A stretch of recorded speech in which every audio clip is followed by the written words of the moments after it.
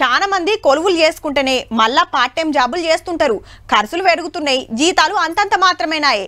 పొద్దుగాల న్యూస్ పేపర్లు, పాల ప్యాకెట్లు వేసుడు, పొద్దుముక ఫుడ్ డెలివరీ చేసుడు, కొరియర్లు ఇచ్చుడు, ఇట్లా చిన్న చిన్న జాబులు చేసుకుంటారు. ఇట్లా కొంత ఆమ్దాన్ వస్తే కిరాయికో ఇంట్లో చిల్లర ఖర్చుకో అవుతుందని ఆపొచ్చిన. సేమ్ గి అన్నసుత గంతేనుల్లా ఇంతకు ఏం చేసిండంటే స్కూటీ బండే బుక్ స్టాలు. బండి స్టాండ్ వేసి అటు ఇటు కట్టెలు కట్టి ఇటుకెళ్ళి అటు తాళ్ళు కట్టి ఒయ్యిలు పెట్టిండు. తొవ్వంట వైటోళ్ళు చూసి వస్తున్నారు. ఏ ఒయ్యి మంచిగుందో ముత్యమంత షేపు చదువుతున్నారు. నచ్చితే కొనుక్కోబోతున్నారు. తమిళనాడులా గీ అన్న వేసిండు గీ స్కూటీ బుక్ స్టాల్ ఐడియా. పొద్దంతా కూలి నాలి వేసుకుంటాడట. ఇక రాత్రి పూట ఒయ్యిలు అమ్ముతాడు. దుక్నం కిరాయికి తీసుకుంటే నెల నెల కిరాయి కట్టాలంటే తిప్పలాయే. దినం ఇదే జాగల పెడతాడు.